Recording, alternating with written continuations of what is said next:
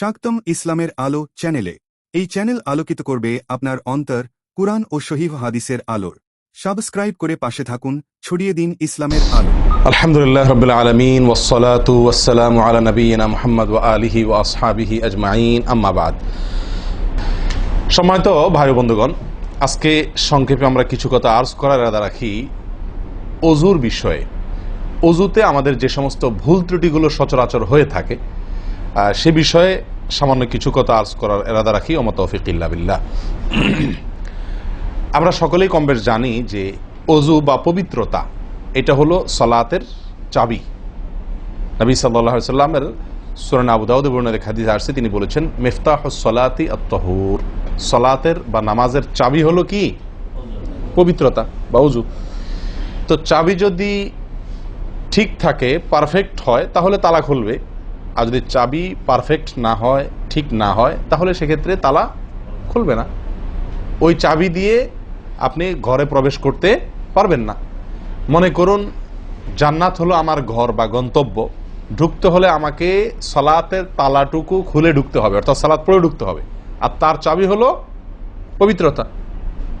তাহলে পবিত্রতা চাবি, তার তালা হলো সালাহ, আর সালাহ পড়ে আমি ঢুকতে চাচ্ছি জান্নাতে। তাহলে আমার শেষ গন্তব্যে, অর্থাৎ আমি যে জায়গাটা যেতে চাচ্ছি সেই জায়গায় জান্নাতে যেতে হলে আমার সালাত ঠিক হতে হবে, আর সালাত ঠিক হতে হলে তার চাবি ঠিক থাকতে হবে। তালা ঠিক থাকতে হলে, তালা খুলতে হলে চাবি ঠিক থাকতে হবে। সেটা হলো কি? সালাত, তাহারাত বা পবিত্রতা। তো পবিত্রতার সবচাইতে কমন পবিত্রতা হলো ওযু। এই ওযুর বিষয়ে আমাদের বেশ কিছু ত্রুটি, বেশ কিছু ভুল ভ্রান্তি হয়ে থাকে। ওযুর যে ভুলগুলো হয়তো আপনিও করেন, আমরাও করছি প্রতিনিয়ত, কিন্তু জানি না। তো সেগুলো নিয়ে আমরা সংক্ষেপে আলোচনা করব। নবী সাল্লাল্লাহু আলাইহি ওয়াসাল্লাম বুখারী মুসলিমের হাদিসে আসছে, তিনি বলেছেন লা তুকবালু সালাতুন বিগাইরি তাহুরিন। পবিত্রতা ছাড়া কোনো সালাত কবুল হবে না। কোনো সালাত আল্লাহর কাছে অ্যাকসেপ্টেড, গ্রহণযোগ্য হবে না কি ছাড়া? তাহারাত ছাড়া, ওযু ছাড়া। অতএব এই ওযু এটা পূর্ণাঙ্গ হলে সালাত পূর্ণাঙ্গ হবে, সালাত পূর্ণাঙ্গ হলে জান্নাতে যাওয়া সহজ হবে ইনশাআল্লাহ। অতএব একটা আরেকটার সাথে সম্পর্ক যুক্ত বিধায় সবকিছুর আগে, সালাতেরও আগে আমাকে লক্ষ্য করা দরকার আমার ওযু বা তাহারাতটা কি হচ্ছে কিনা, ঠিকঠাক হচ্ছে কিনা।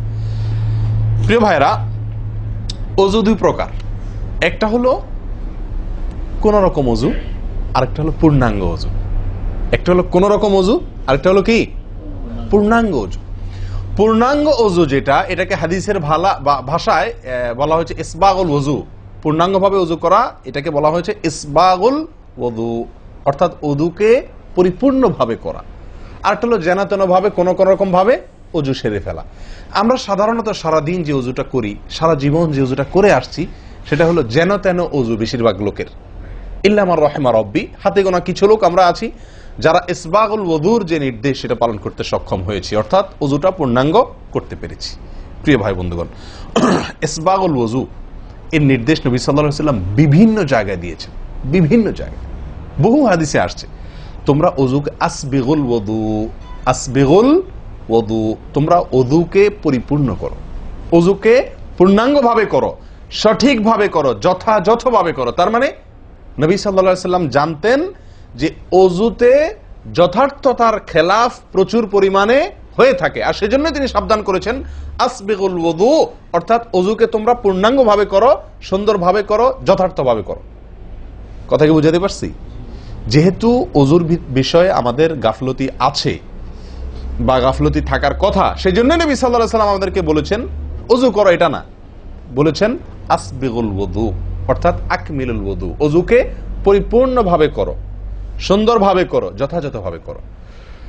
ওযুর যে ফজিলত, ওযুর যে ফজিলত মুসলিম বর্ণিত হাদিসে আসছে, নবী সাল্লাল্লাহু আলাইহি ওয়াসাল্লাম বলেছেন যে ব্যক্তি পরিপূর্ণভাবে ওযু করবে, পরিপূর্ণভাবে ওযু করবে, ভালোভাবে ওযু করবে, এবং ওযুর শেষে কালিমাতুশ শাহাদা যেটা আছে, আশহাদু আল্লা ইলাহা ইল্লাল্লাহু ওয়াহদাহু লা শারীকা লাহু ওয়া আশহাদু আন্না মুহাম্মাদান আবদুহু ওয়া রাসূলুহু, এই কালিমায়ে শাহাদা পাঠ করবে ওযুর শেষে, এই ব্যক্তির জন্য আল্লাহ সুবহানাহু ওয়া তাআলা জান্নাতের সমস্ত দুয়ার খুলে দিবেন।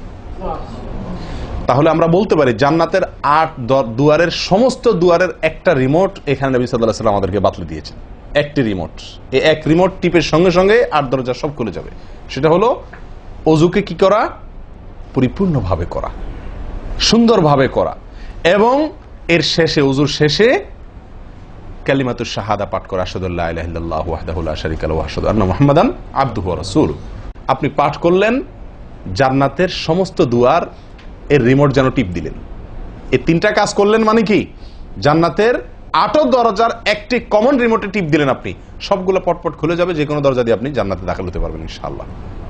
প্রিয় ভাইরা, তাহলে হাদিস থেকেও বোঝা গেল যে যে কোনো দরজা দিয়ে ঢুকতে হলে ওযুটা হইতে হবে পরিপূর্ণরূপে ওযু, ইসবাগুল ওযু। অতএব ওযু আমার পরিপূর্ণ হচ্ছে কিনা এই বিষয়টা একটু যাচাই করা দরকার, কি দরকার না? প্রিয় ভাইরা, নবী সাল্লাল্লাহু আলাইহি ওয়াসাল্লাম সূরা আবু দাউদের এক হাদিসে বলেছেন, ইন্নাহা লা তাতিম্মু সলাতু আহাদিকুম হাত্তা ইউসবিগাল ওযুআ কামা আমারাহুল্লাহ। তোমাদের কারোর সালাত ততক্ষণ পর্যন্ত পরিপূর্ণ হবে না, সালাত ততক্ষণ পর্যন্ত সুন্দর হবে না, পূর্ণাঙ্গ হবে না, সালাতে পূর্ণতা আসবে না, যতক্ষণ না তোমরা ওযুকে ঠিক আল্লাহ যেভাবে করতে নির্দেশ করেছেন ওইভাবে পরিপূর্ণভাবে না করো। আল্লাহ সুবহানাহু ওয়া তাআলা যেভাবে ওযু করতে বলেছেন ওইভাবে পরিপূর্ণ রূপে ওযু না করা পর্যন্ত তোমাদের সালাত পূর্ণতা পাবে না। তাহলে সালাতের পূর্ণতা পাওয়ার জন্য ওযুটি হইতে হবে, ওযু না শুধু। আমরা জানি যে সালাতের জন্য ওযু করতে হয় না, ওযু করলেই শুধু সালাতের পূর্ণতা আসবে না, ওযুটা হইতে হবে আল্লাহ যেভাবে নির্দেশ করেছেন সেভাবে, যথাযথ উপায়ে এবং সঠিকভাবে। প্রিয় ভাইরা, এখন আসি আমরা ওযুতে কি ভুলগুলো আমাদের এমন হয় যেগুলো কারণে আমাদের ওযুর পূর্ণতা নষ্ট হতে পারে। তার ভিতরে 1 নম্বরের ভুল হলো, যেটি আমাদের হয়ে থাকে ওযুর ক্ষেত্রে অনেকেরই, সেটা হলো বিসমিল্লাহ পাঠ না করা। ওযুর শুরুতে কি পাঠ করতে হয়? বিসমিল্লাহ। আপনি যখন হাত ধুয়ে তো ওযু শুরু করবেন, 2 হাতের কবজি 2 হাতে ওযু শুরু করবেন না, প্রথম কাজ, তার আগে আপনি কি করবেন? বিসমিল্লাহ। বিসমিল্লাহ বলে হাত ধুয়ে তারপর ওযু শুরু করবেন। বহু লোক আছি আমরা ওযুখানায় ওই গল্প করতেছি, আড্ডা মারতেছি, কথাবার্তা বলতেছি, এই বলতে বলতে ওযু শুরু করে দিছি, তাহলে বিসমিল্লাহ কখন পড়তেছি? বিসমিল্লাহটা অনেক সময় অমনোযোগিতার কারণে, অবহেলার কারণে, অন্যমনস্কতার কারণে বিসমিল্লাহটা অনেক সময় আমরা বলতে ভুলে যাই। অথচ এই বিসমিল্লাহ পাঠ করা ওযু শুরুতে অনেক বিশেষজ্ঞ আলেমের মতে ফরজ। অনেকে বলেন বিসমিল্লাহ পাঠ না করলে ওযুই হবে না, আপনি যদি ভুলে বাদ দেন ওযু হলো না। যদিও সংখ্যাগরিষ্ঠ ওলামাদের মতে এটা না, তাদের মতে বিসমিল্লাহ পাঠ করা এটা ওযুর সুন্নাহ, এটা হলো ওযুর কি সুন্নাহ। এটা আপনি যদি বিসমিল্লাহ বলে যদি ওযু শুরু করেন তাহলে ওযুটার ভিতরে পূর্ণাঙ্গতা আসলো, ওযুটার ভিতরে কি আসলো? পূর্ণাঙ্গতা আসলো, ওযুটার ভিতরে ওযুটা আপনার হৃষ্টপুষ্ট হলো। এই ওযুতে ইনশাআল্লাহ আপনার সালাত পূর্ণাঙ্গ হবে, যে সালাত আপনাকে জান্নাতে নিয়ে যাবে ইনশাআল্লাহ। তাহলে ওযুর শুরুতে একটা প্রাথমিক ভুল হলো বিসমিল্লাহ ভালো করে না পাঠ করা। নবী সাল্লাল্লাহু আলাইহি ওয়াসাল্লাম বলেছেন, ইবনে মাজাহ হাদিস, লা ওযুআ লিমান লাম ইয়াযকুর ইসমাল্লাহি আলাইহি, ওই ব্যক্তির ওযু হবে না। হাদিসটি সহিহ। নবী সাল্লাল্লাহু আলাইহি ওয়াসাল্লাম বলেছেন, ওই ব্যক্তির ওযু হবে না যে ব্যক্তি ওযুর শুরুতে আল্লাহর নাম নেয় নাই, বিসমিল্লাহ বলে নাই। এখন ওযু হবে না বলা হয়েছে, এই হবে না বলতে হাদিস বিশেষজ্ঞ ওলামা ইকরাম এবং ফুকাহা ইকরাম বলেন, এখানে হবে না বলতে ওযুর ওই প্রাণ হলো না, ওযু পূর্ণাঙ্গ হলো না, ওযুটা যেভাবে হওয়া দরকার ছিল সেভাবে হলো না, কোন রকম হয়ে গেল মার্শাল হাল, সালাত আদায় হয়ে গেল, দায়িত্ব খালাস হয়ে গেল, কিন্তু এটা যেভাবে আল্লাহ সুবহানাহু ওয়া তাআলা চাচ্ছেন, নবী সাল্লাল্লাহু আলাইহি ওয়াসাল্লাম চাচ্ছেন, যেভাবে ওযুর নির্দেশ আসছে সেভাবে হলো না। যদি আমি বিসমিল্লাহ পাঠ না করি তাহলে বোঝা গেল ওযু করার সময় আপনি কারোর সাথে কথা বলছেন, খোশ গল্প করছেন, মোবাইলে আলাপ করছেন, অন্য কোনো ব্যস্ততায় আছেন, অন্য কোনো ধ্যানে আছেন, ওই অবস্থায় হাত ধুয়ে ওযু শুরু করে দিলেন, বিসমিল্লাহ পাঠ করলেন না। এটা হলো একটা ত্রুটি। এই ত্রুটি আমাদের হয় কিনা মাঝে মধ্যে? অনেকে তো আছেন নিয়মিতই করেন না, অনেকে আছেন করেন কিন্তু ওই যে অন্য মানুষকে হয়ে গেলে হাত ধুয়ে শুরু করে দিয়েছেন আর বিসমিল্লাহ আর বলেন নাই। তাহলে আপনি যে কোনো কাজের শুরুতে বিসমিল্লাহ বললেন কি না বললেন সেটা এত বেশি গুরুত্বপূর্ণ না, যত বেশি গুরুত্বপূর্ণ ওযুর শুরুতে বিসমিল্লাহ পাঠ করা, কারণ এটার জন্য পৃথক নির্দেশ এসেছে। এমনি তো একটা কমন নির্দেশ আছেই, নবী সাল্লাল্লাহু আলাইহি ওয়াসাল্লাম বলেছেন, কুল্লু আমরিন জিবারিন লাম ইউবদা বিবিসমিল্লাহ ফাহুয়া আবতার ওয়া ফি রিওয়ায়াতিন ফাহুয়া আকতা। যে কোনো গুরুত্বপূর্ণ কাজ আল্লাহর নাম দিয়ে শুরু না করলে সেটা অপূর্ণাঙ্গ থাকে, কাজটা অর্ধেক থাকে, অর্ধেকা থাকে, অপূর্ণাঙ্গ থাকে, পূর্ণাঙ্গতা আসে না যে কোনো ভালো কাজ। কিন্তু ওযুর বিষয়ে নবী সাল্লাল্লাহু আলাইহি ওয়াসাল্লামের আলাদা নির্দেশ আছে, ওযু হয় না এমন কথা তিনি বলেছেন। তাহলে বোঝা গেল ওযুর শুরুতে বিসমিল্লাহ পাঠের উপরে আমাদের সাবধান হতে হবে। এখন একটা সমস্যা হলো, আমরা আজকাল বেশিরভাগ লোক ওযু করি হলো টয়লেটের মধ্যে, আর টয়লেটের মধ্যে আল্লাহর নাম নেওয়া নিষেধ, ঠিক না ঠিক? টয়লেটের মধ্যে আল্লাহর নাম নেওয়া নিষেধ, জায়েজ নাই। তাহলে আমাদের অজু যদি টয়লেটে আপনার বাথরুমের ভেতরে যে কি করি অজু করি, তাহলে আমি বিসমিল্লাহ বলতে পারবো না, কারণ আল্লাহর নাম নেওয়া বাথরুমে নিষেধ, টয়লেটে নিষেধ। আবার বিসমিল্লাহ না বললে আমার অজুটাও পূর্ণাঙ্গ হচ্ছে না, তাহলে আমি করবোটা কি? বলেন, সমাধানের পথ কি? কি করব? কি নিষেধাজ্ঞা অমান্য করে বিসমিল্লাহ বলবো, নাকি আপনার বিসমিল্লাহ ছেড়ে দেব? তাতে তো অজু আবার পূর্ণাঙ্গ হবে না, দুইটাই সমস্যা না? এই জন্য উত্তম এবং সবচেয়ে ভালো হলো অজুটা বাহির করার চেষ্টা করবেন। বেশিরভাগ জায়গাতে, সব জায়গাতে কম বেশ, বাথরুম টয়লেটের ভেতরে যদি বেসিন থাকে, তো বাইরেও টেপ বা বেসিনের ব্যবস্থা থাকে না থাকে না? বিশেষ করে বাসা বাড়িতে অথবা অফিস আদালতে দেখা যায় যে ওই টয়লেটে অনেক সময় আমরা কি করে ফেলি, অজু করে ফেলি। এটা উচিত না, এটা একটা ভুল আমাদের। অজু আমরা করব বাহিরে। কেন? কারণ টয়লেটে অজু করতে গেলে আল্লাহর নাম নিতে হচ্ছে, আর আল্লাহর নাম নেওয়া নিষেধ। আমি সেখানে আল্লাহর নাম নিতেও পারছি না, আর নাও নিতে পারছি না।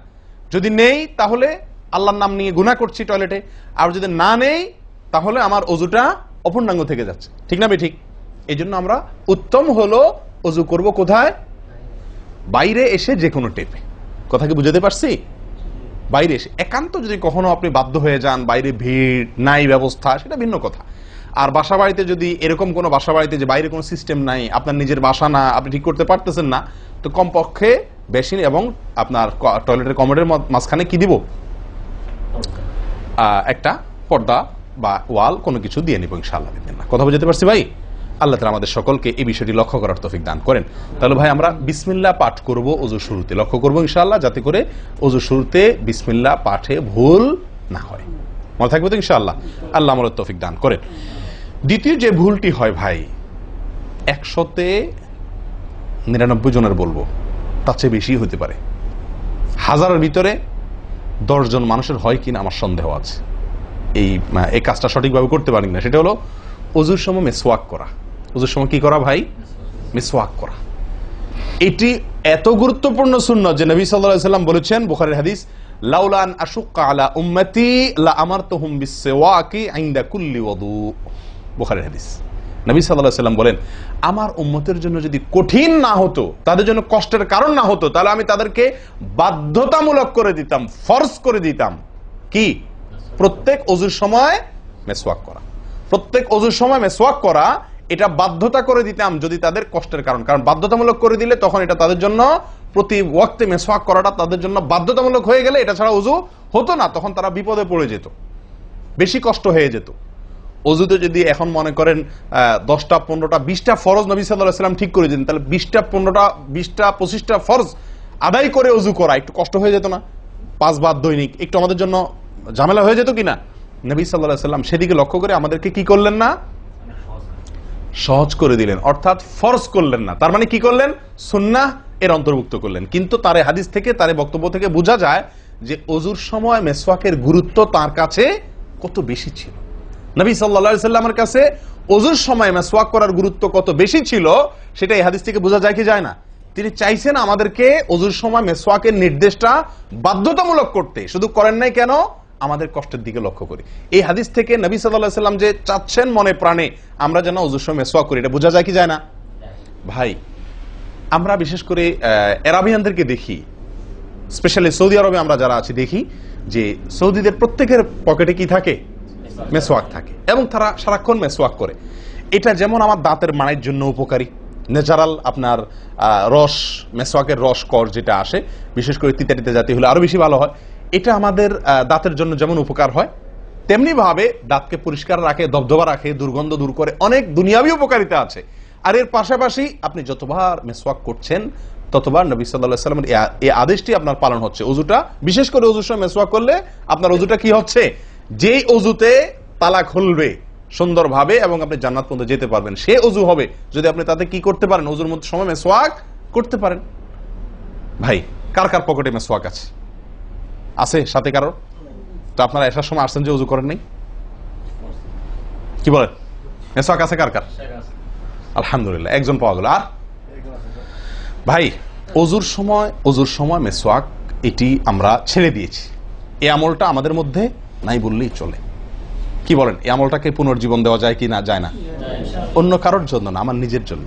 আমি মেসওয়াক করব, তার উপকারিতা আমি নিজে পাবো, দুনিয়াতে পাবো মানি ভালো থাকবে, মুখে দুর্গন্ধ দূর হবে, মুখ পরিচ্ছন্ন হবে, আখেরাতে পাবো নবী সাল্লাল্লাহু আলাইহি ওয়াসাল্লামের সুন্নাহ পালনের মাধ্যমে অজু সুন্দর হবে, অজু সুন্দর হলে সালাত ঠিক হবে, সালাত ঠিক হলে জান্নাতে যেতে পারবো।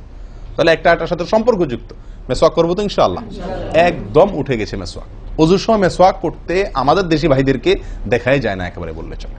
প্রিয় ভাইরা, আপনারা কি জানেন নবী সাল্লাল্লাহু আলাইহি ওয়াসাল্লামের জীবনের শেষ আমল কি ছিল? মেসওয়াক ছিল। নবী করিম সাল্লাল্লাহু আলাইহি ওয়াসাল্লামের জীবনের শেষ আমল, যে আমলের পরে আর কোনো আমলের সুযোগ পান নাই, এই আমলের পরে তিনি দুনিয়া থেকে বিদায় নিয়ে গেছেন, তার জীবনের লাস্ট আমল কি ছিল?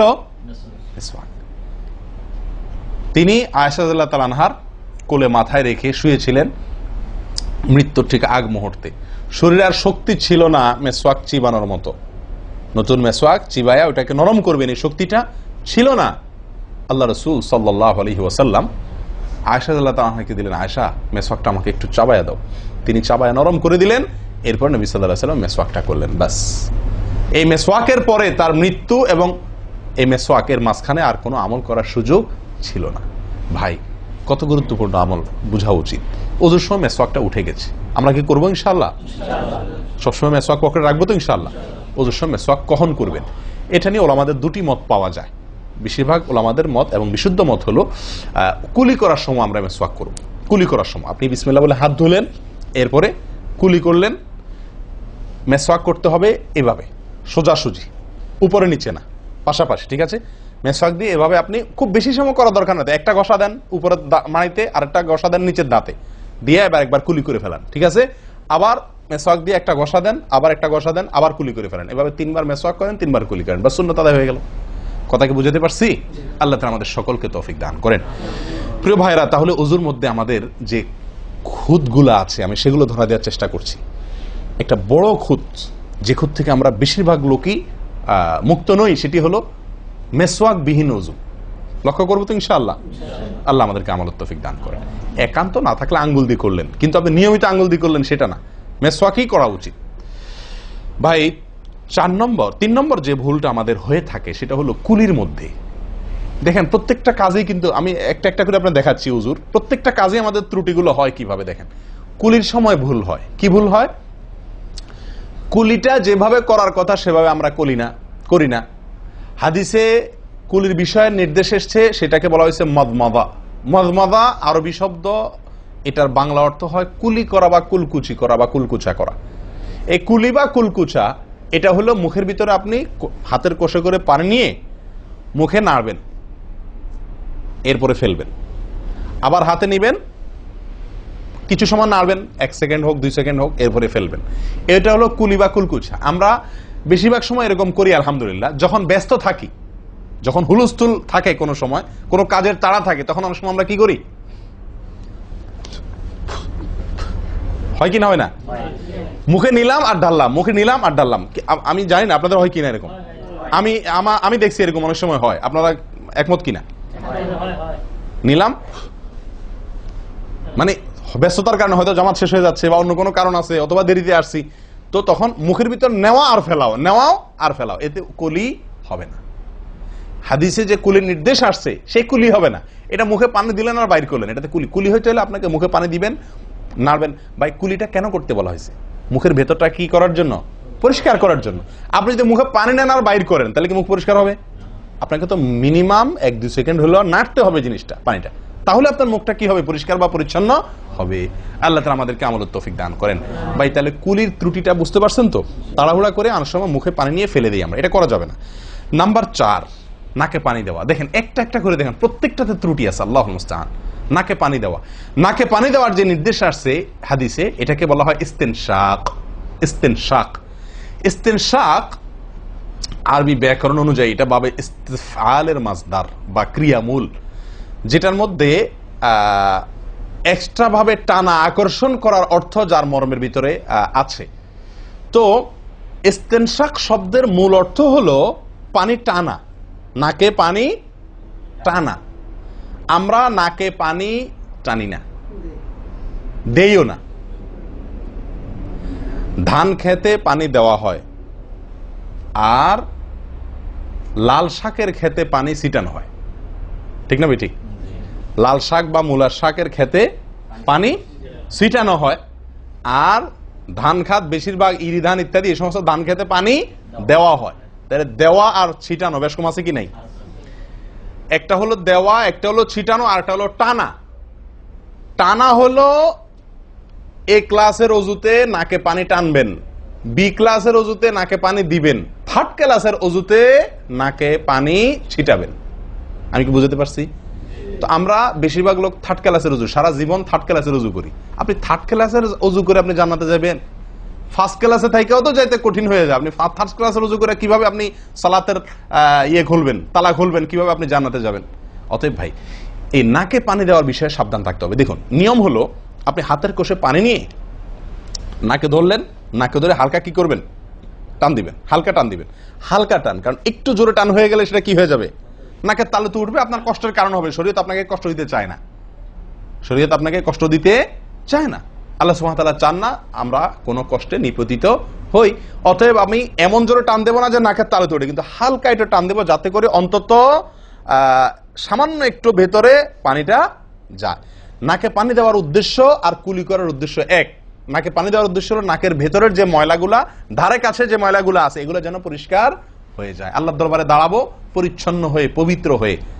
হ্যাঁ, এই জন্য নাকে পানি দেওয়ার নির্দেশ আছে। এখন আপনি যদি নাকে পানি কোষ নিয়ে ধরে একটু হালকা টান দেন, তাহলে ভিতরে কিছুটা পানি যাবে কি যাবে না? এটা আপনাকে করতে হবে। নাম্বার 2, এটা যদি আপনি করতে কষ্ট হয়, টান দিলে, আপনি আস্তে টান দিলেও উপরে উঠে যায়, তো দরকার নেই। তাহলে আপনি কি করেন? নাকে পানি দেন। নাকে পানি কিভাবে দিবেন? নাকটাকে অন্তত পানির মধ্যে কি করে রাখেন?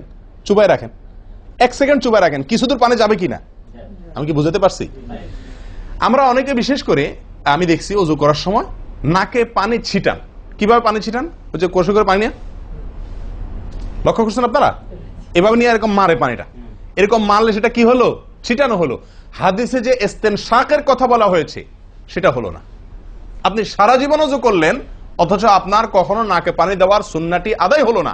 সারা জীবন, আজীবন আপনার ওযুটি হয়ে গেল সুন্নাহ ছাড়া। আমি কি বুঝতে পারছি?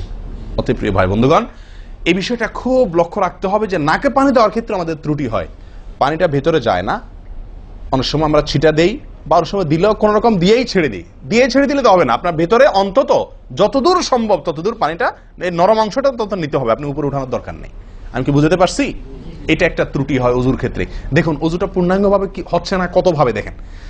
প্রিয় ভাইরা, এটা গেল একটা ভুল ইস্তেনশাকের বিষয়। এই বিষয়ে নবী সাল্লাল্লাহু আলাইহি ওয়াসাল্লাম একটা আলাদা নির্দেশ আছে দেখেন, যাতে আমরা নাকে পানি দেওয়াটা ভালোভাবে করি। উনি হয়তো জানতেন বা দেখছেন যে মানুষ নাকে পানি দেওয়াতে গাফলতি করে, ত্রুটি করে, ওই যে ছিটাছিটির কাজ করে।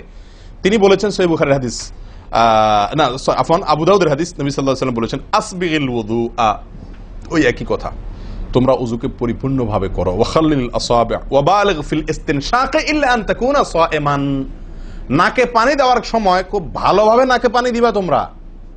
যদি তুমি রোজাদার হও তাহলে ভিন্ন কথা, তাহলে খুব বেশি ভালো করে নাকে পানি দিতে যেও না, কারণ তখন পানি উপরের দিকে উঠে গলা হয়ে তোমার পেটে যেতে পারে, রোজা ভঙ্গ হতে পারে।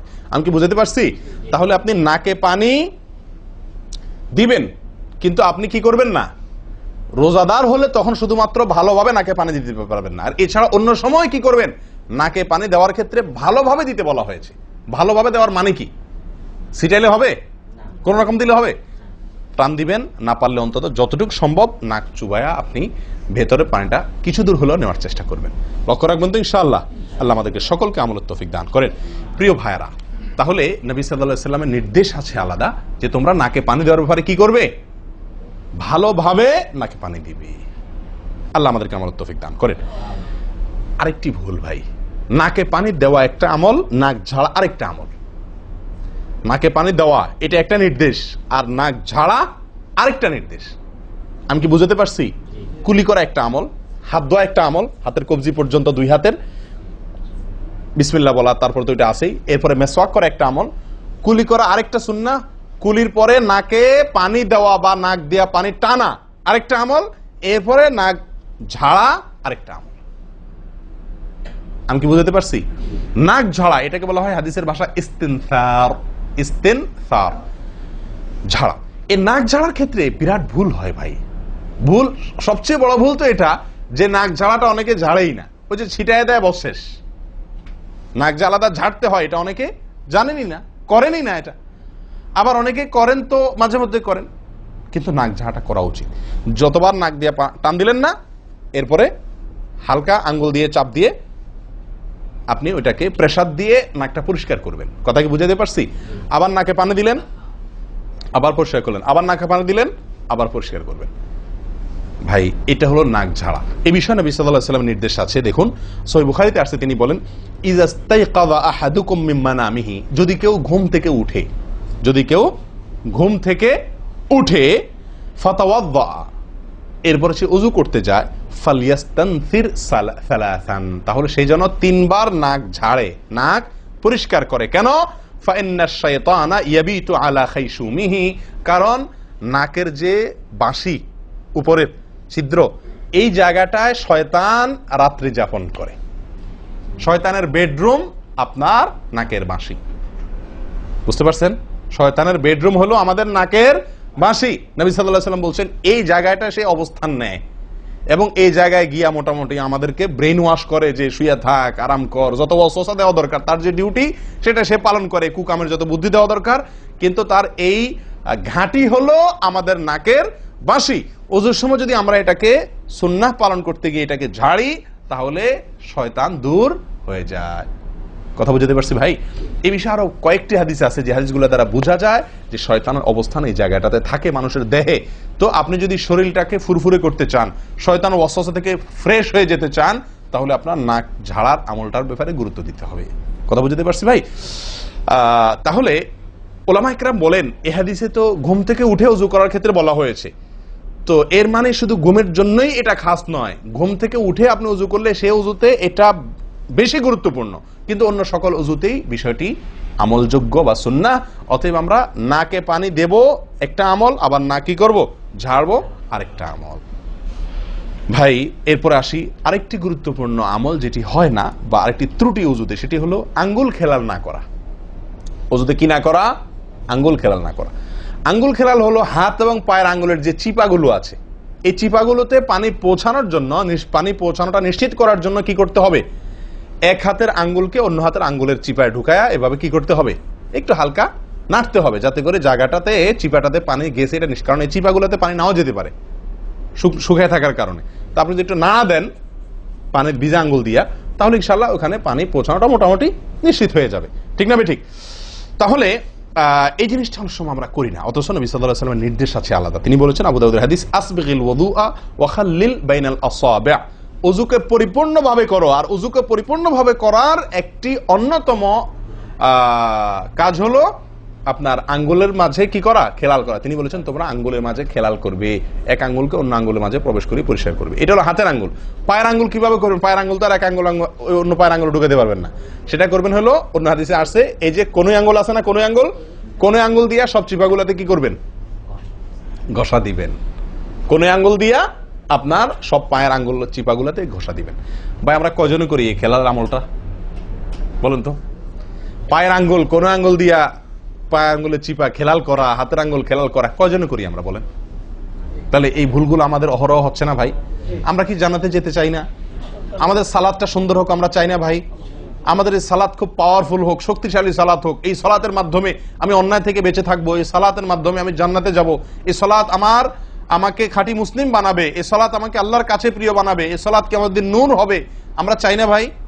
এগুলো যদি চাই তাহলে আমাকে ওযু সুন্দর করতে হবে, আর ওযু সুন্দর করতে গিয়ে এই ভুলগুলোর ব্যাপারে সাবধান হতে হবে। তাহলে আঙ্গুল খেলাল করা, পায়ের আঙ্গুল, হাতের আঙ্গুল আমরা করি না বললেই চলে ভাই।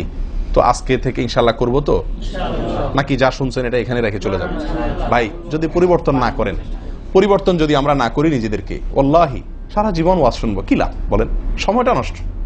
আপনি যদি এই কথাগুলোর উপরে আমলের চেষ্টা না করেন, নিজের জীবনে ফিট না করেন, এই ভুলগুলাকে ওযু করার সময় মাথায় রেখে এই ভুলগুলাকে আপনি দূর না করেন, তাহলে সেক্ষেত্রে এই শোনার কোনো লাভ হলো না।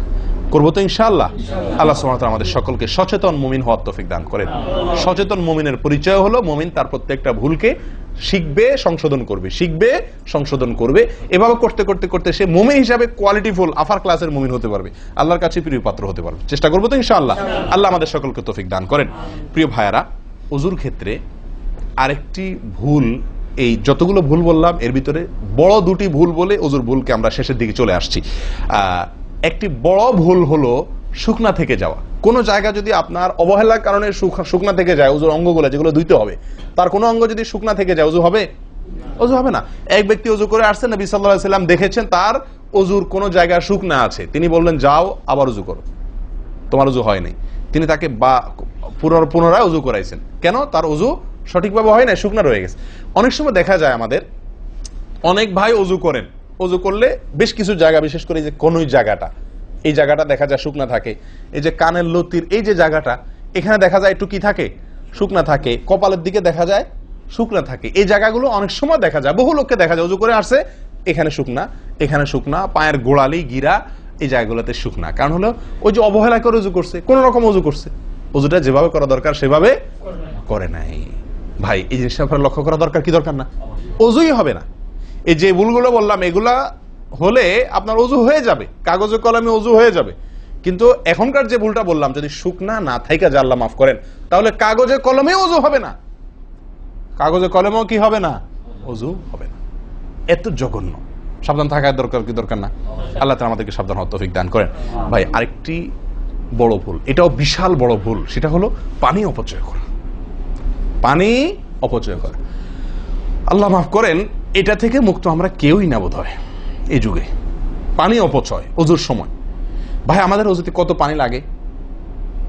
আপনি যদি, আমরা তো বেশিরভাগ লোক এখন ট্যাপে ওজু করি না, আপনি যে ট্যাপটা ব্যবহার করেন ওই ট্যাপের নিচে যদি একটা কি রাখেন, বালতি রেখে দেন, আপনি ওজু করার শেষে লক্ষ্য করে দেখেন একটা খালি বালতি যদি রাখেন, কি পরিমাণ পানি পড়বে আনুমানিক?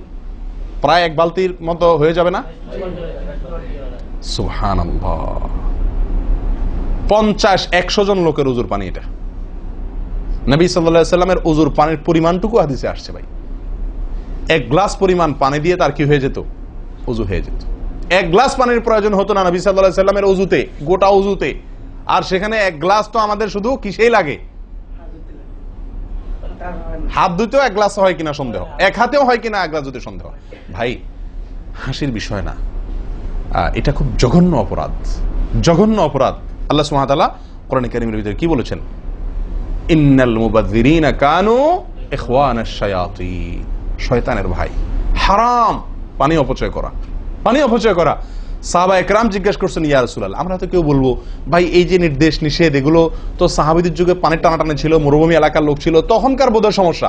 ভাই এখন তো আমাদের যুগে আলহামদুলিল্লাহ কি আছে, প্রচুর পরিমাণে পানি আছে, পানির তো অভাব নেই আল্লাহর ফজলে। আমরা কেউ হয়তো মনে করি যে অনেক পানি আছে, এখন বোধহয় আর এই এত টানাটানি করে ওযু করার প্রয়োজন নাই।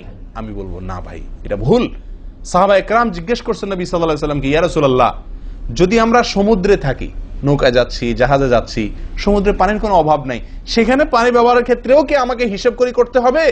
অতিরিক্ত করলে হিসাব দিতে হবে? নবী সাল্লাল্লাহু আলাইহি ওয়াসাল্লাম হাবাচক উত্তর দিয়েছেন। ও ভাই, তাহলে বোঝা গেল যে পানি ট্যাঙ্কিতে আছে, আপনার লাইনে পানি আছে, এই জন্য আমি পানি অপচয় করার অনুমতি আমাকে শরীয়ত দেয় নাই। অতিরিক্ত পানি ব্যবহার করলে আমাকে হিসাব দিতে হবে।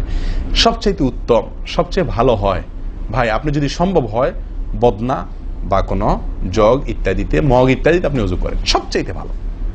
টেপের মধ্যেই বেসিনে একটা মগ রেখে দিলেন, ওইটা দিয়া ঢেলে ঢেলে আপনি ওযু করেন, তাহলে পানি অপচয় হওয়ার সম্ভাবনা সবচাইতে কম। ট্যাপ ছেড়ে দিয়ে যে আমরা ওযু করি, আমরা যেভাবে ওযু করার কথা বলছি, এই যে মেসওয়াক করতে হবে, এরপরে কুলি করতে হবে, নাকে পানি দিতে হবে, আবার নাক ঝাড়তে হবে, এই কাজগুলো করতে একটা গ্যাপ হয় না, গ্যাপ। এই গ্যাপের সময় যদি আপনি টেপে ওযু করতেই হয়, তাহলে গ্যাপের সময় টেপ বন্ধ করতে হবে। আমি কি বুঝতে পারছি?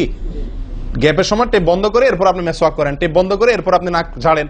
আপনি টেপের পানি পড়তেছে, এদিকে আপনি অন্য কাজ করতেছেন, তাহলে এটা অপচয়ের গুনাহ হয়ে যায়। ভাই আমি ওযু করছি ইবাদত করার জন্য, ওযু করছি আল্লাহ সুবহানাহু ওয়া তাআলাকে সন্তুষ্ট করার জন্য, আবার কাজ যেটা করতেছি ওযুর মধ্যে পানি অপচয় করে, সেটা হলো শয়তানের ভাইয়ের কাজ, শয়তানের কাজ। তাহলে শয়তানের কাজ করে আল্লাহকে খুশি করা যাবে ভাই? এই ওযুতে আল্লাহকে খুশি করা যাবে? এই ওযুতে আল্লাহ সন্তুষ্ট হবেন?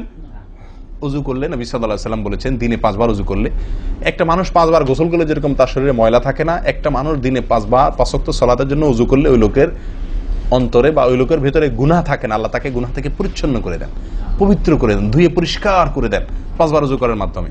ও ভাই, ওযু আমাকে পরিষ্কার করে দিবে, আমাকে পবিত্র করে দিবে, আমাকে পরিচ্ছন্ন করে দিবে, আমাকে সাফ করে দিবে। কখন? যদি ওযুটা আমি সুন্দরভাবে করি। আমার অজুতে যদি এত বড় ভুল হয় যে পানি অপচয় করে আমি হারামে লিপ্ত হই, গুনাহে লিপ্ত হই, তাহলে আমার সে অজু আমাকে পরিচ্ছন্ন করবে না, পবিত্র করবে না, সুন্দর করবে না, আল্লাহকে সন্তুষ্ট করা যাবে না। প্রিয় ভাইরা, আমি আবারও বলছি, এই ভুল থেকে আমরা কেউ মুক্ত নই। আল্লাহ মাফ করুক, ইল্লা মার রাহিমা রব্বি, হাতে গোনা দুই একজন ছাড়া আমরা কেউ মুক্ত নই ভাই।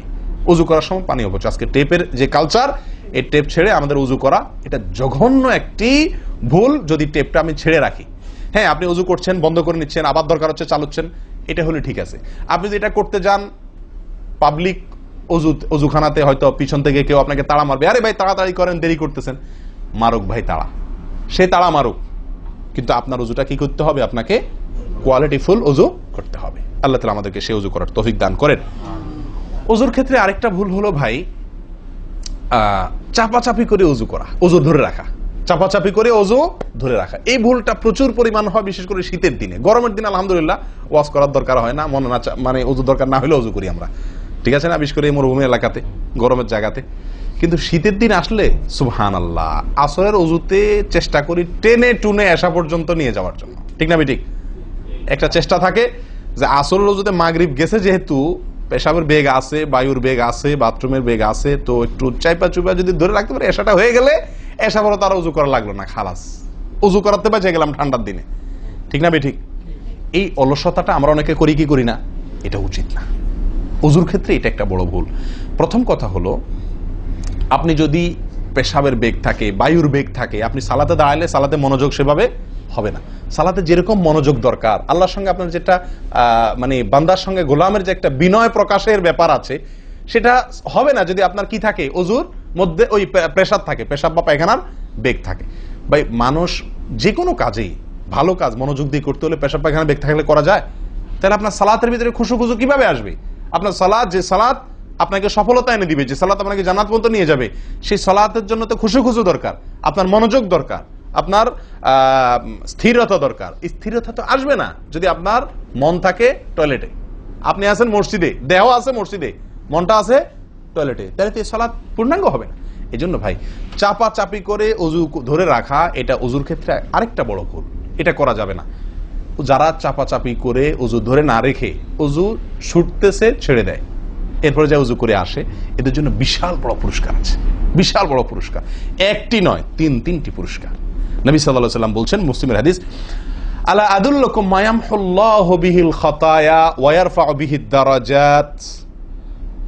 নবী সাল্লাল্লাহু আলাইহি ওয়াসাল্লাম বলেন যে, আমি কি তোমাদেরকে বলে দিব না যে কোন আমলটি মানুষকে তার ভুল ত্রুটিগুলো আল্লাহ তাআলা মাফ করে দেন এবং আল্লাহর কাছে তার মর্যাদা, গ্রেড বাড়তে থাকে, ইমানদার হিসাবে তার গ্রেড বাড়ে এবং আল্লাহ ভুল ত্রুটি মাফ করেন। কোন আমলের মাধ্যমে? তোমাদের কি বলে দিব না? সাহাবা ইকরাম বললেন, বালা ইয়া রাসূলুল্লাহ, হ্যাঁ ইয়া রাসূলুল্লাহ, আপনি বলে দিন। তখন নবী সাল্লাল্লাহু আলাইহি ওয়াসাল্লাম বললেন, ইসবাগুল wudu'i আলাল মাকারিহ, ইসবাগুল wudu'i আলাল মাকারিহ। প্রথম আমল, অপছন্দ, কষ্ট, ঠান্ডা, শীত, অথবা পানির অভাব, কিনা বুঝু করতে হইতেছে, যে কোনো কষ্টকে উপেক্ষা করে, কষ্টকে সহ্য করে যে ব্যক্তি অজু করে, অজু আটকায় রাখে না, এই ব্যক্তি, তাকে আল্লাহ সুবহানাহু ওয়া তাআলা তার গুনাহ যেমন মাফ করবেন, তার মর্যাদাও আল্লাহ তাআলা বৃদ্ধি করে দিবেন। তাহলে বোঝা গেল, সাধারণ অজু এটার চাইতে আপনি যদি অজুকে কি করেন, আপনি যদি অজুকে, কষ্টকে উপেক্ষা করে অজু করেন, চাপাচাপি করে অজু ধরে না রাখেন, ছেড়ে দেন, আবার উজু করে আসেন, ফ্রেশ হয়ে আসেন, নামাজটা পড়েন, তাহলে ইনশাআল্লাহ আপনি দুটি পুরস্কার আল্লাহ তাআলার কাছ থেকে পাচ্ছেন। এক হলো গুনাহ মাফ, আর একটা হলো মর্যাদা বৃদ্ধি। আল্লাহ তাআলা আমাদের সকলকে অজুরে ভুল ত্রুটিগুলোকে কভার করে এগুলো থেকে পরিচ্ছন্ন থেকে, এই ভুলগুলো থেকে মুক্ত থেকে আল্লাহ তাআলা আমাদের সকলকে অজু করার তৌফিক দান করেন। অজু ভঙ্গের কারণের ব্যাপারে কয়েকটা আমাদের ভুল ধারণা আছে। যেমন অনেকে মনে করেন যে সিগারেট খাইলে, বিড়ি খাইলে অজু যায়। অনেকে প্রশ্ন করেন, বিড়ি খাইলে, সিগারেট খাইলে অজু যায় কিনা? কি বলেন আপনারা, কি বলেন, অজু যায়? বিড়ি সিগারেট খাইলে? আপনাদের এখানে যায় অজু? না, আমাদের এখানে যায় না, আমাদের এখানে অজু যায় না ভাই। বিড়ি বা সিগারেট খাইলে অজু যাবে না। অজু যাওয়ার সাথে বিড়ি বা সিগারেটের সম্পর্ক না, ধূমপানের সাথে অজু যাওয়ার সম্পর্ক না। তাহলে আপনারা কেউ বলবেন, তাহলে হুজুর, তাহলে তো বিষয়টা, তাহলে বোঝা গেল ধূমপানটা তাহলে এত বড় কিছু না।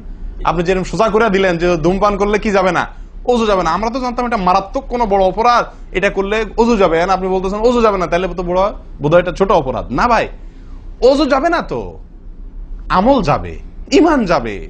ওযু গেলে তো কোনো ব্যাপার ছিল না, ওযু যাওয়া কোনো দোষের কিছু ভাই। একজনের ওযু আছে, তার বায়ু আসছে, ওযু গেল।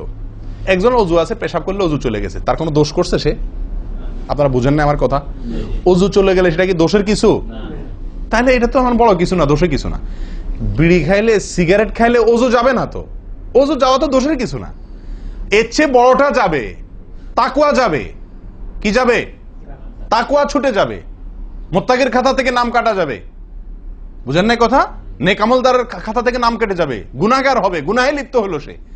ওযু ভাঙলে তো দোষের কিছু হতো না, ভুল তেমন কোনো ক্ষতির কিছু হতো না, কিন্তু তার চাইতে বড় ক্ষতি হবে। কিন্তু ওযু ভাঙবে না বলে তাহলে কি সিগারেট খায় ডাইরেক্ট মসজিদে চলে আসবো? না, সেটা জায়েজ নাই। সিগারেট যদি খান, এই বদ অভ্যাস যদি থাকে, হারামে লিপ্ত হওয়ার অভ্যাস থাকে, আল্লাহ হেফাজত করুক, সবাইকে ফিরে আসার তৌফিক দান করুক। কমের পক্ষে মুখকে ভালো করে ফ্রেশ করে, পরিষ্কার করে, ব্রাশ করে, মেসওয়াক করে, দুর্গন্ধ দূর করে তারপর মসজিদে আসবেন। কথা বুঝে আসছে? যাতে অন্য মানুষ কষ্ট না পায়। অনেকে মনে করেন হাঁটুর উপরে কাপড় উঠলে ওযু ভেঙে যায়। ঠিক না? ঠিক। আপনারা কি বলেন? আপনাদের দেশে ওযু ভাঙেনি? আপনাদের এখানে ভাঙে? আচ্ছা, ভাঙতে পারে। কোন কোন এলাকাতে হাঁটুর উপরে ওযু কাপড় উঠলে কি করে? ওযু ভাঙে। এটা অনেকে বলেন যে ভাই সতর যদি খুলে যায়, হাঁটুর উপরে কথা না, সতর খুলে গেল, কেউ ওযু করার পরে উলঙ্গ হয়ে গেল কাপড় পাল্টাতে গিয়া বা কোনো কারণ, এক কথায় ওযুর পরে যদি সতর খুলে যায় ওযু ভাঙবে না। কিন্তু আমাদের অনেক দেশে, অনেক এলাকাতে ওযু ভাঙে না ভাই। এই যেখানে ভাঙে সেখানে আসলে ভাঙা উচিত না। ওযু আপনার সতর খুললে কি হয় না? ওযু ভঙ্গ হয় না। এর সাথে ওযু ভঙ্গ হওয়ার সম্পর্ক নেই। ওই যে বলছি, ধূমপানের মতো। সতর যদি অন্য মানুষের সামনে খোলেন আপনি, তাহলে ওযু ভাঙলে তো দোষের কিছু হতো না। এখানে তাকওয়া ভাঙবে, ওযু ভাঙবে না। আমি কি বুঝাতে পারছি? এর চেয়ে বড় অপরাধ হবে, কবিরা গুনাহ লিপ্ত হলেন আপনি, ফরজ তরক হয়ে গেল, আপনি বড় গুনাহ করলেন। ওযু ভাঙলে তো এমন দোষে কিছু হতো না, কিন্তু ওযু ভাঙবে না। অনেকে মনে করে টিভি দেখলে, সিনেমা দেখলে, নাটক দেখলে, গান ফান দেখলে ওযু ভাঙে না। এটার সাথেও কি নাই? ওযু ভাঙার সম্পর্ক নাই। ওযু ভাঙার সম্পর্ক নির্দিষ্ট কিছু কাজে, পেশাব করলেন, পায়খানা করলেন, বায়ু ছাড়লেন, ঘুমাইলেন, ওযু ভাঙে এগুলাতে। কিন্তু আপনি সিনেমা দেখলেন, খারাপ কিছু দেখলেন, এই দেখলেই আপনার কি হবে না? ওযু ভাঙবে না। হ্যাঁ, একটা কথা ঠিক যে আপনি এই যে কাজগুলোর কথা বললাম, আপনি সিগারেট খাইলেন, আপনি আল্লাহ মাফ করেন কোন হারামে লিপ্ত হলেন, আপনি সতর খুললেন মানুষের সামনে, আপনি সিনেমা দেখলেন, টিভিতে খারাপ হারাম কিছু দেখলেন, তাহলে কি করতে হবে? ওযু করা উত্তম। ওযু করা, এগুলা করার পরে বিনা ওযুতে নামাজ না পড়ে ওযু করে নামাজ পড়া উত্তম। কেন? কারণ ওযু করলে আল্লাহ সুবহানাহু ওয়া তাআলা কি করেন? গুনাহ খাতা মাফ করে দেন। তাহলে আপনি যে অপরাধ করলেন সেটা মাফ করে নামাজে আসলেন ফ্রেশ হইয়া, ওটা ভালো। কিন্তু ওযু ভেঙে যাবে এরকম না। মহিলারা বাচ্চাদেরকে দুধ দিলে অনেকে মনে করেন কি হয়? ওযু ভাঙে। আসলে কি না, বাচ্চাদেরকে দুধ খাওয়ালে কি হবে না? ওযু ভাঙবে না। কথা বুঝাতে পারছি? এরকম কিছু ভুল ধারণাও আছে। যাই হোক, ওযুতে যে ভুলগুলো হয়ে থাকে আমি আবার বলে দিচ্ছি এক নজরে। আপনার বিসমিল্লাহ না বলা, শুরুতে বিসমিল্লাহ ভুলে যাওয়া বা না বলা, এটা ভুল। আরেকটা হলো মেসওয়াক না করা, কুলি করার সময় মেসওয়াক না করা, এটা কমন ভুল হয়ে গেছে। 3 নম্বর হলো কুলিটা সুন্দরভাবে না করা, পানিতে মুখে পানি কোষ করে নিয়ে এরপরে কিছু সময় মুখের ভিতরে করে নাড়াতে হবে। না নাড়ানো, এটা আরেকটা ভুল। নিয়ে ফেলে দিলাম তাড়াহুড়া করি, এটা আরেকটা ভুল। 4 নম্বর হলো আপনার নাকে পানি ছিটাই আমরা, এটা আরেকটা ভুল। ছিটানো যাবে না নাকে পানি টানতে হবে অথবা পানি দিতে হবে, কিন্তু পানি কি করা যাবে না? ছিটানো যাবে না, ছিটানোটা আরেকটা ভুল। 5 নম্বর হলো আপনার নাক ঝাড়া। নাকে পানি দেওয়ার পরে কি করতে হয়? নাক ঝাড়তে হয়। আবার দেখেন ডানে বামে লোকজন দেখে ঝাড়েন, বিশেষ করে উজুখানাতে যদি করেন উল্টাপাল্টা আপনার নাক ঝাড়া, মার খাইয়েন না। তখন আমার কথা বলেন না, আমার যে মৌলভী সাহেবের ওয়াজ শুনে আমি মার খাইছি। দেখেন, নাক ঝাড়ার সময় দেখে শোনা, আশপাশে দেখে নিজের নিয়ন্ত্রণে রেখে নাক ঝাড়বেন, কিন্তু ঝাড়তে হবে। ঝাড়াটা একটা সুন্নাহ আমল, এটি বিলুপ্ত হওয়ার পথে। 6 নম্বর হলো ভাই আঙ্গুল খেলাল করা। কি করা? আঙ্গুল খেলাল করা। এটা উঠে গেছে। পায়ের আঙ্গুল খেলাল করতে হবে, কোন আঙ্গুল দিয়ে হাদিসে আসছে, আর হাতের আঙ্গুল এগুলা দিয়া, কারণ এগুলাতে জাহান্নামের আগুন প্রবেশ করবে যদি এগুলো শুকনা থাকে, সালাত হবে না। এরপর আসি 7 নম্বর ভুল হলো আপনার সালাতের মধ্যে, এই ওযুর মধ্যে কোন অঙ্গ শুকনা থেকে যায়, বিশেষ করে গিরা। নবী সাল্লাল্লাহু আলাইহি ওয়াসাল্লাম বলেছেন ওয়াইলুল লিল আকাব মিনান নার, তোমরা পায়ের গিরা গোড়ালি এগুলোকে জাহান্নামের আগুন থেকে বাঁচাবা, অর্থাৎ এগুলোতে ভালো করে পানি পৌঁছানোর জন্য। কারণ বিশেষ করে শুকনার দিনে, শুকনা যখন হয় শীতের দিনে, তখন এগুলো ফেটে যায়, পানি আপনি ঢাললেই যায় না, একটু হালকা ডললে টললে ভালো করে তারপরে পানিটা জায়গা মতো যায়। এই জন্য ওইগুলোর পরে গোড়ালির পরে বিশেষভাবে লক্ষ্য রাখা দরকার। আর কষ্ট উপেক্ষা করে উজু করার চেষ্টা করা দরকার। আর শেষ যেটা, সেটা হলো পানি অপচয়। কি করা ভাই? পানি অপচয় করা। প্রচুর পরিমাণ পানি আমরা অপচয় করি উজু করার সময়, যেটা আমাদের উজুর সৌন্দর্যকে নষ্ট করে, উজুর গুণগত মানকে নষ্ট করে দেয়। আসুন সুন্দরভাবে উজু করার স্বার্থে এই ভুলগুলোর থেকে মুক্ত থাকার চেষ্টা করি। আল্লাহ তাআলা আমাদের সকলকে আমল তৌফিক দান করেন। ওয়া আখিরু দাওয়ানা আনিল হামদুলিল্লাহি রাব্বিল আলামিন। ওয়াসসালামু আলাইকুম ওয়া রাহমাতুল্লাহি ওয়া বারাকাতুহু।